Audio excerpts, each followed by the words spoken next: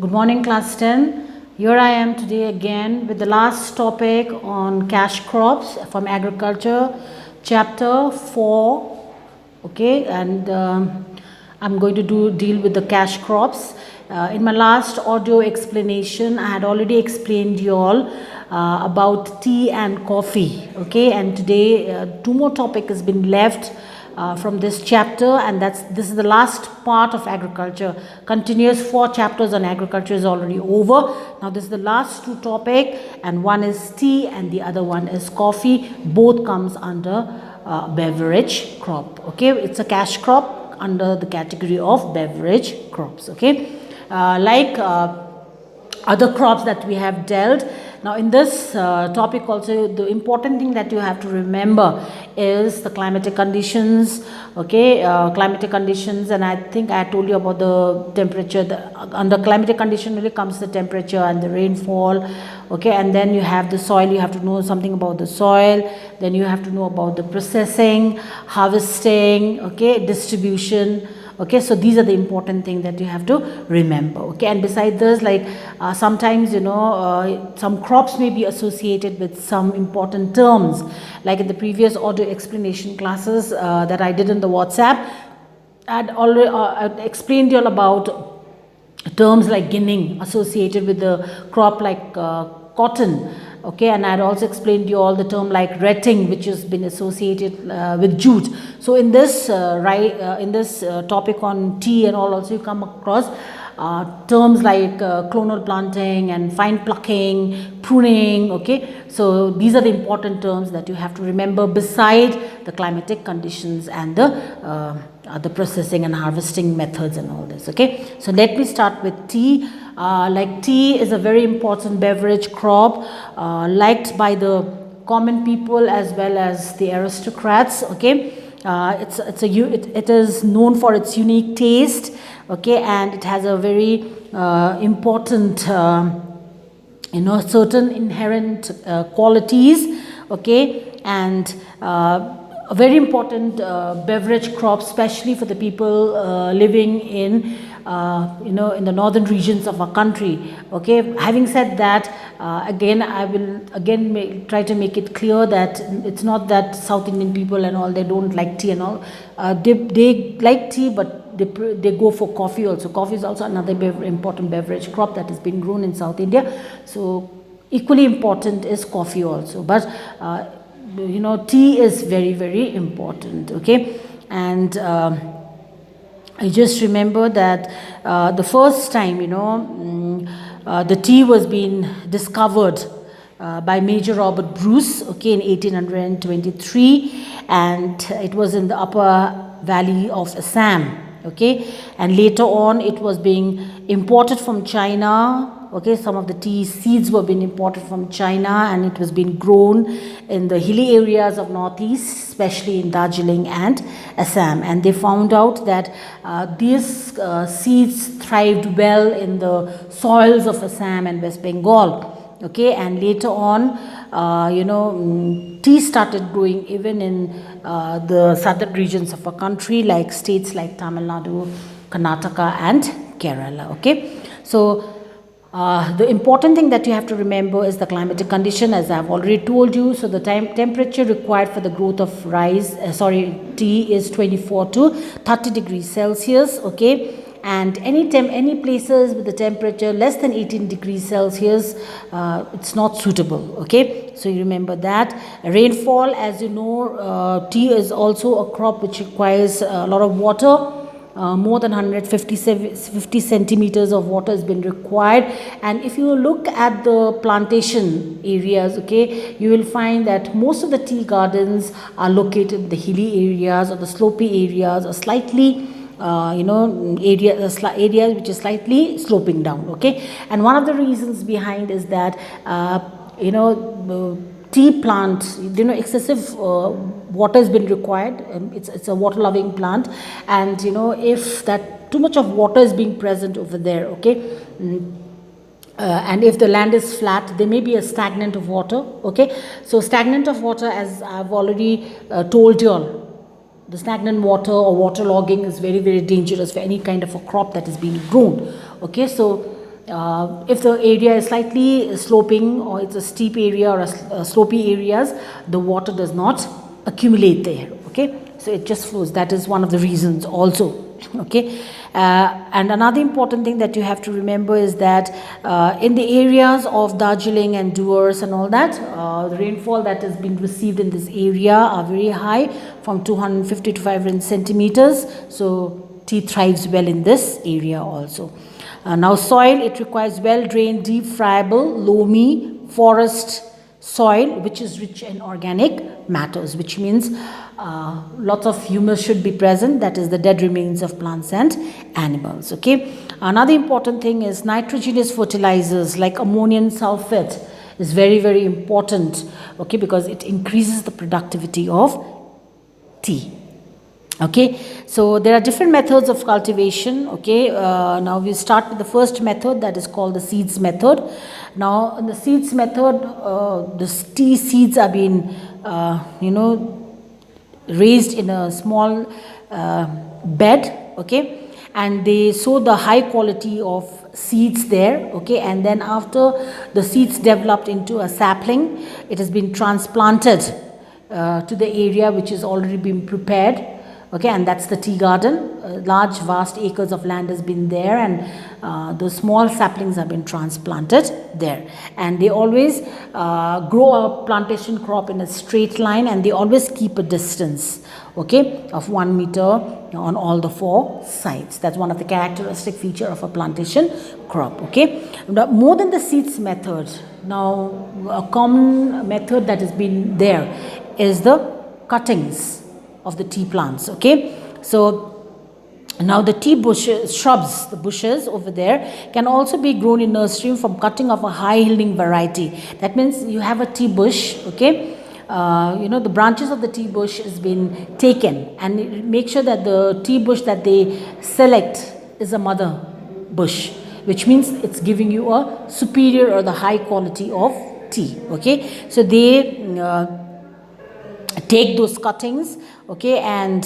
they sow it, and that is known as clonal planting. Okay, and the saplings are of a superior quality because they are taking it from the mother plant. Okay, and when the sapling is around 20 centimeters tall or high, they are being taken to the garden. So more than the seeds method, I think the clonal planting is becoming more popular. Okay, and the reason behind is because if the seeds are being sown, of course they are using a superior quality of seeds, but what happens is, like sometimes all the seeds may not germinate, and there might be some reason where the productivity might decrease. Okay, but if they are carrying on with the clonal planting, there is 100% guarantee that the new tea bushes that grows, okay, it's also of a very good quality. Understood? Because they are inheriting the quality of the mother. Okay, so obviously the tea leaves are going to be of a very superior kind. Okay, then after this, what you have to remember is harvesting. Okay, now harvesting is been done by human hands. So tea is a labor intensive crop. It requires plenty of laborers.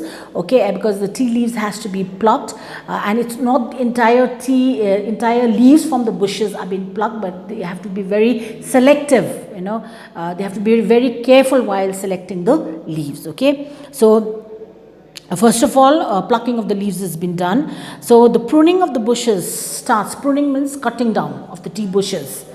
Okay, and pruning is very important. One thing that you have to remember is that it maintains the height of the tea bushes, because if the tea bush is not been pruned, it's allowed to grow, it can become big tree.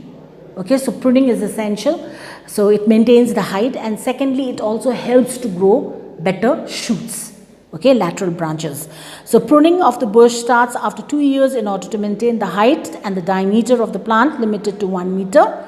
Okay, and in India, picking is much more frequent. Okay, so the tea leaves are being plucked in the lower areas or in the hilly areas with the help of human hands. Okay, so they almost take around, from April to mid-November, plucking has been done. And if you see it on an average, a fine plucker can pick up almost around 100 kgs of tea leaves in a day. Okay, And once a tea has been planted, it almost takes around 5 years for it to develop into a bush.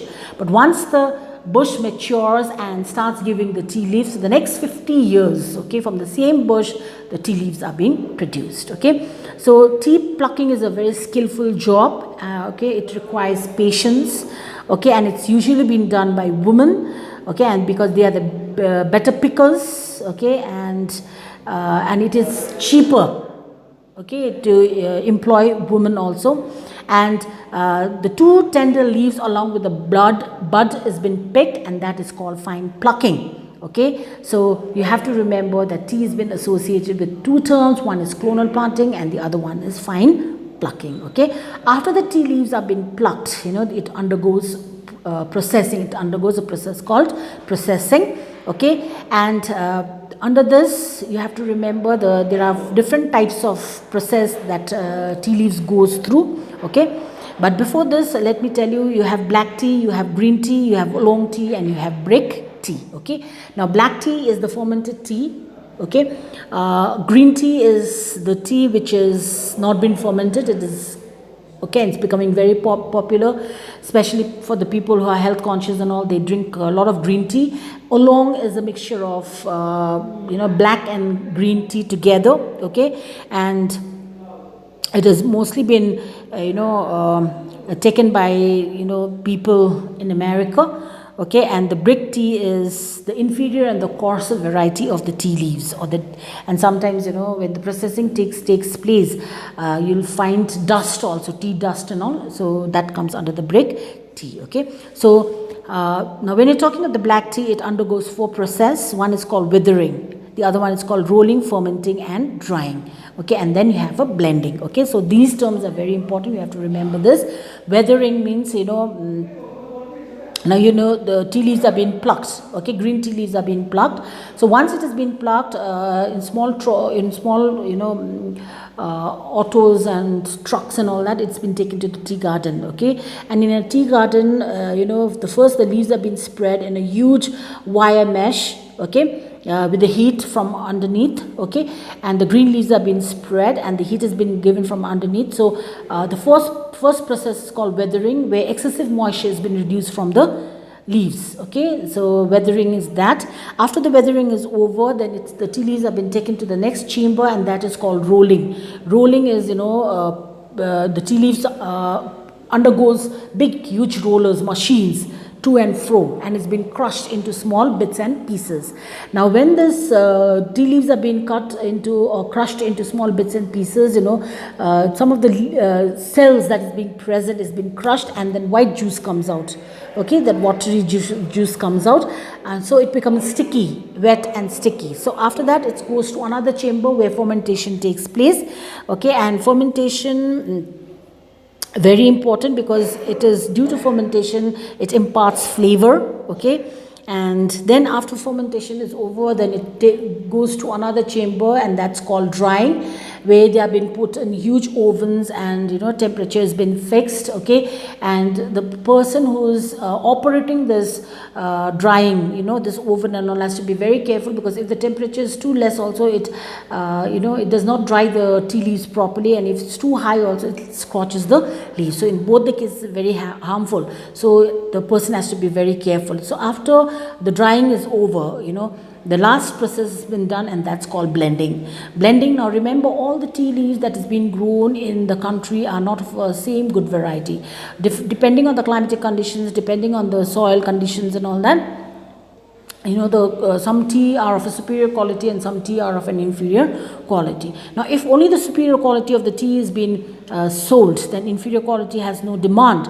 So the tea, they undergo a process called blending, where the inferior quality of tea leaves are secretly mixed with the superior quality of tea leaves. So that's a blending process, and it's always been kept as a secret. Okay, and after that has been done, then according to the sizes and according to the grades and all that, it's been packed into different packets and all that, and then it has been taken, okay, to different centers for auctions. Okay, so that has been done. Now I have mentioned about the green tea. Now green tea is not dried in the sun but in oven after leaves have been steamed in large vats. Okay, and it's crushed in the machines. It has not been fermented. This is important. The green tea has not been fermented. It is almost green in its color only. Okay, and it's mostly been consumed by the Chinese and the Japanese and the Taiwanese and all these people. Okay, and green tea, as you know, is very good for health. People are becoming conscious, and the demand for green tea is very high. Then you have oolong tea. It's a tea which is greenish brown in its color, and it's been partially prepared by drying and fermenting the leaves and all that. Okay, and most of this oolong tea has been shipped to United States. And then you have another one, it's called the brick tea. I told you it's an inferior, dust particles and all that. Okay, so now you come to the distribution. So India is the fourth largest country exporter of tea after Kenya, China and Sri Lanka. State-wise, Assam and West Bengal in the north are important states, and in the south it is Tamil Nadu and Kerala. So in Assam you have this Brahmaputra Valley and all that. West Bengal you have Duars and Darjeeling. Tamil Nadu you have Nilgiris, and Kerala you have Kottayam. Okay, so just remember that. Now we come to the next important beverage crop, and this is the last topic on agriculture, and that's coffee. Now coffee was first been introduced in India by a fakir called Baba Budan, okay, in the 17th century, from where he brought the seeds from Arabia. Okay, and then he started growing in one of the hills of Karnataka, and this hill was later on named as Baba Budan Hills. Okay, so South India is famous for growing of coffee. There are varieties of coffee that has been grown. There are 3 different varieties. You have to remember this: Robusta, Coffea Robusta, Liberica and Arabica. Okay, and Robusta is grown in between 300 to 610 meters in its altitude. Okay, and Coffea Liberica, it's mostly suited in the lowlands rather than in the uplands, and Coffea Arabica is around 750 to 1500 meters above the sea level. Okay, and Coffea Arabica and Liberica is more common in India. Okay, and then there is one thing in your textbook, please go through, like chicks, kurk, tents. Okay, these are the names that has been given to different varieties of coffee. Temperature is 15 to 28 degrees Celsius. Rainfall is 150 to 200 centimeters. Okay, and soil, it has to be rich, well drained, friable, loamy soil.